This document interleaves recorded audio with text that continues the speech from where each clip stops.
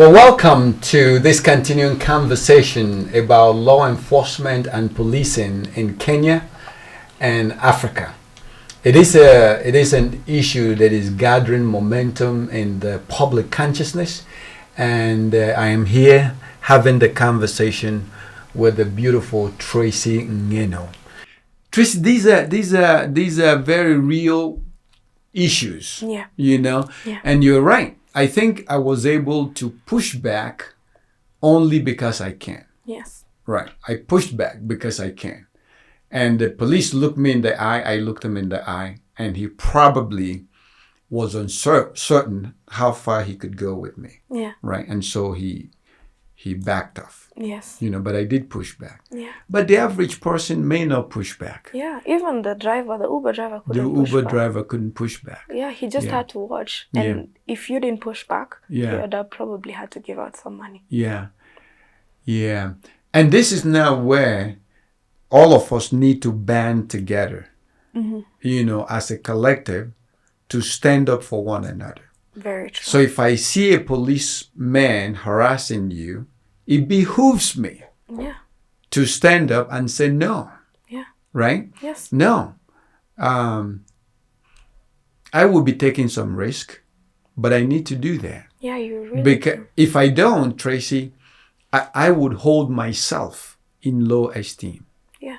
I would not be a man to see evil happening to you and just kind of turn aside and walk away. Yeah, there's something you could have done about it. Yeah, I would view myself as a big old chicken.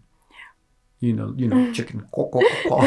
Because you chickened out. Oh yeah, I would be a big old chicken, a big old fat chicken, right? Yeah. So I couldn't do that. Yeah. I would, and even if I challenged them and got beaten up in the process, I would still feel better knowing that I did what is right. Yes. Right? Because that's what courage is all about, to do what's right. Absolutely No true. matter the consequences, right? Yeah. I think I would lose my soul, something about my humanity. Like if I was in the present to watch that guy being trampled on by the police and did nothing. Something about my humanity would have been sacrificed. Yeah. Yeah. And we're talking about this issue in part because I was sufficiently troubled by it. Mm. And I'm sure you too were did. greatly troubled by it. Yeah, it really affected me because every time I close my eyes, I think about that person. Yeah. And I think a similar situation happened in the US like this. And it caused a whole revolution. Yeah. And A whole movement. A whole movement. Black Lives Matter just Absolutely. took up like that. Absolutely. But I wish we had the same courage here. Yeah. All of us watched that video. That video has a lot of views. Yeah. But everyone just watched. Yeah. Nothing else. Yeah. We need to do something. It's not enough to watch. Yeah. It's not enough to even do the popcorn like and everybody go home and nothing else. We need to do something sustainable. Yeah, sustain the resistance and say, time out, enough already, right? You can be killing us. Absolutely true. Yeah, you can be killing our friends and our neighbors. Yes. And our family members. We can't let that continue. Yeah. I think the time has come to stop that. Very true. Yeah. Absolutely, because it's one that should concern every one of us. Absolutely. Yeah. And of course, we have said that this issue we're talking about, we're focusing in on Kenya. Yeah. But this issue is widespread. Would you not say that? I think so. Mm-hmm. And you mentioned something about your travels in Nigeria. Yes, I did. You said something, you experienced something similar to this in Nigeria. Absolutely, yes. Could you tell us more? Yes, because, in I think it was 2011, thereabout, I visited Nigeria. I flew from I think it's from Accra, Ghana, into Nigeria. I was born in Nigeria, actually. Did you know that? Well, your accent gave it away. Okay, good. You have a faint Nigerian accent. All right, good. I have to summon the rest of my Nigerian accent and then I will speak the stuff. But you can't miss it though if you see me eating the jollof rice. I love jollof rice, Nigerian jollof rice. Okay.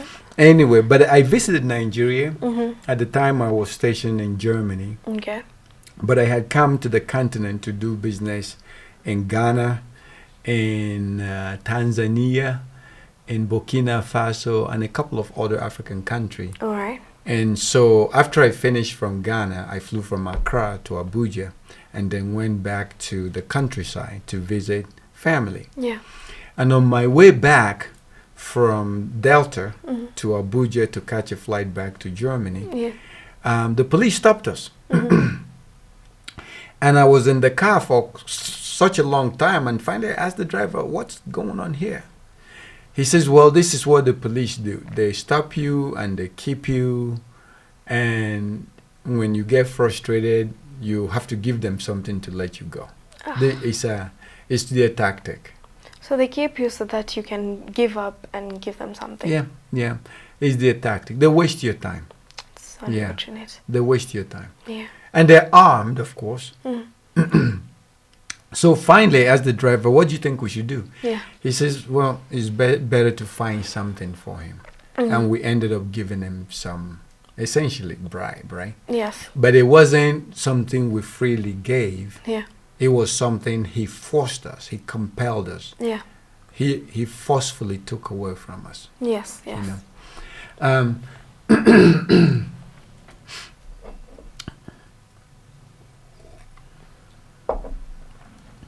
I get emotional about that, Tracy, because I thought that it was so unfair. It was so unjust. Yeah. And what was even more frustrating for me with this experience was when I told this story to other Nigerians joining with me from Delta to Abuja, because the car that was taking me dropped me off, and then I took another vehicle to Abuja. Yeah. And they said, well, you did the right thing to give them something and send them on their way. Yeah.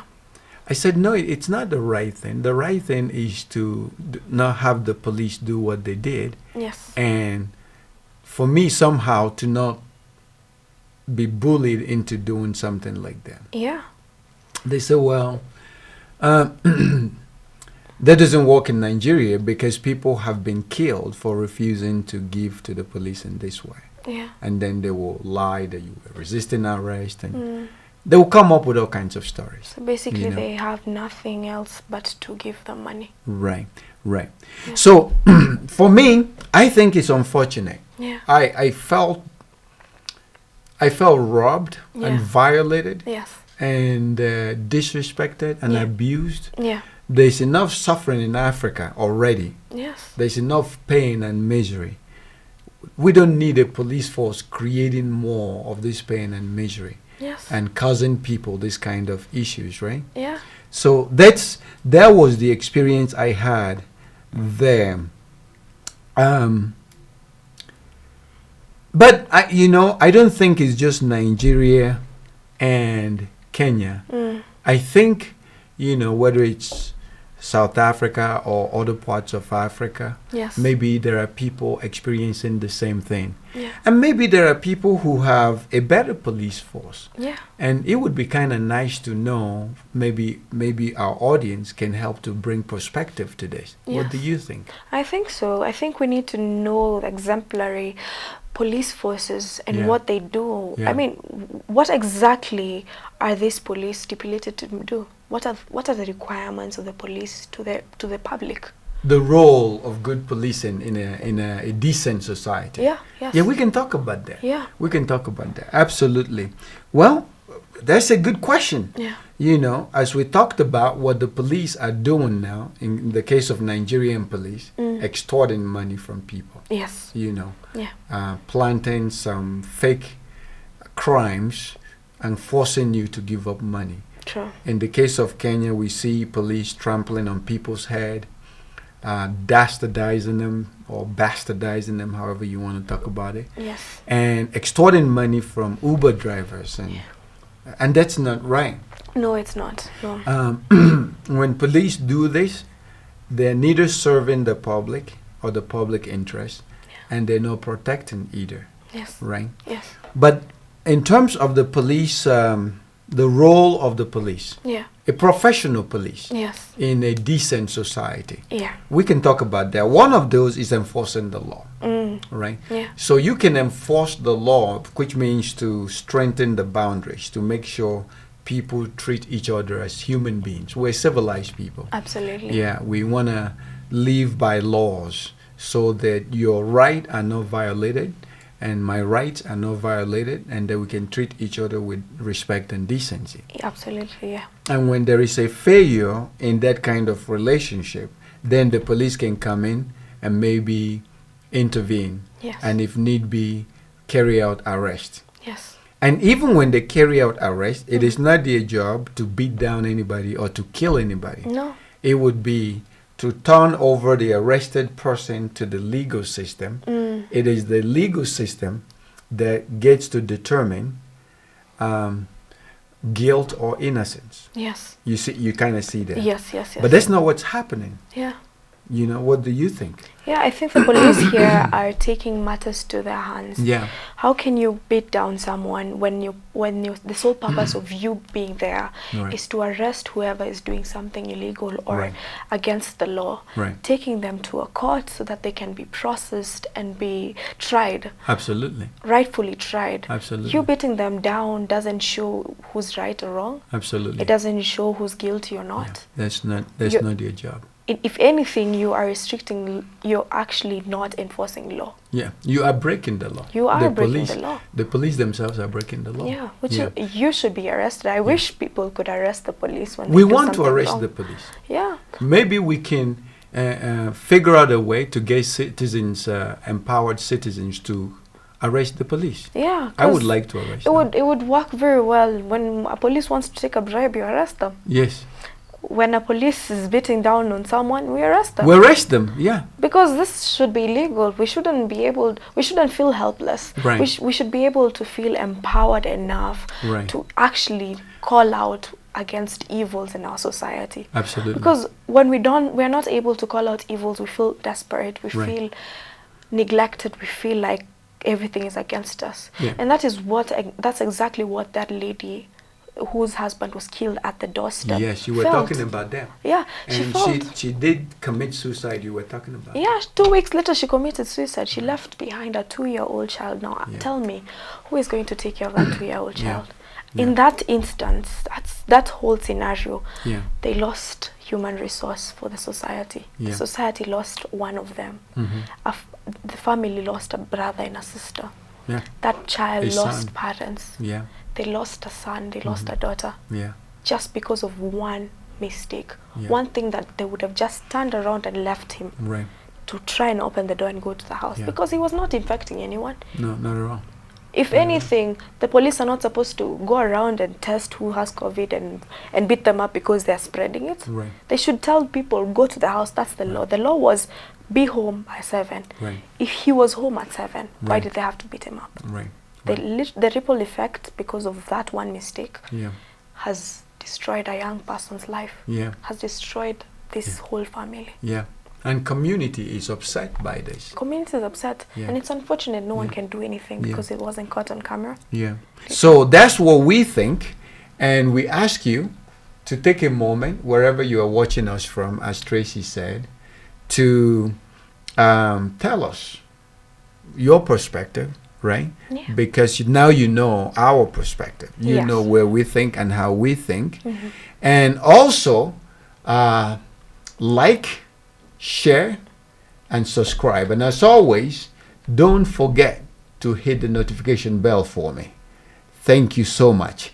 Until next time, be well. Bye-bye.